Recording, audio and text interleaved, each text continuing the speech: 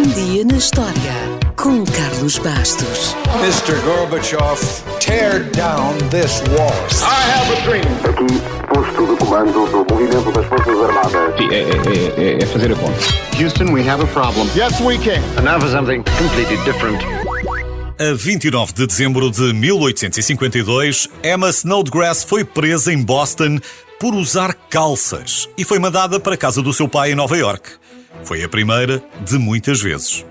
Os jornais pegaram rapidamente nesta história de uma rapariga que se vestia de forma inapropriada e, infelizmente, o sensacionalismo fez com que não escrevessem de forma mais objetiva. Por isso, há muita coisa que não sabemos sobre ela.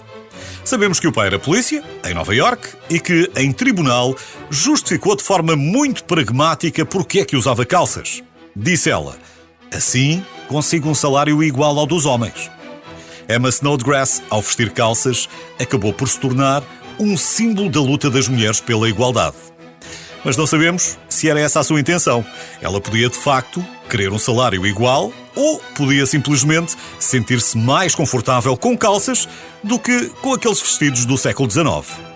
As calças são uma boa opção para diminuir a sensação de frio e para proteger as pernas. Acredita-se que foram inventadas porque facilitavam a vida aos guerreiros que andavam a cavalo. E, na realidade, aqueles que usavam calças em batalha passaram a ter vantagem sobre aqueles que usavam túnicas.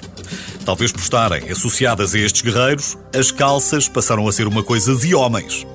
Os persas terão sido dos primeiros a usá-las e os gregos escreveram sobre isso.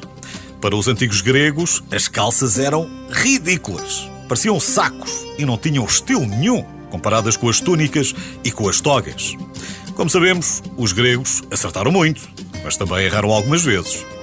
Os romanos, que tinham os gregos em alta estima, também rejeitaram as calças por serem roupa de bárbaros. Mas, se leu o Asterix, sabe que no mundo romano, os gauleses, que davam grande importância à aparência e ao asseio, usavam bragas, um antepassado das calças ou das charolas. Na verdade, as calças nunca mais desapareceram e nas cortes e campos de batalha da Idade Média passaram a ter um ar de colãs. Quando chegámos ao Brasil, as calças já estavam insufladas nas coxas.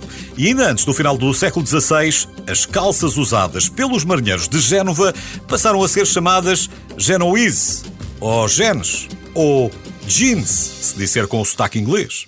Essas calças eram fabricadas em França, em Nîmes, e quando as começaram a fabricar nos Estados Unidos, por ser um tecido semelhante ao fabricado em Nîmes, o tecido denim acabou por ser abreviado simplesmente para denim, ou seja, denim, se voltar a dizer com sotaque inglês.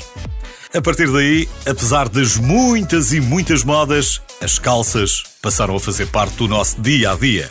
Mas sobre os jeans falaremos outro dia.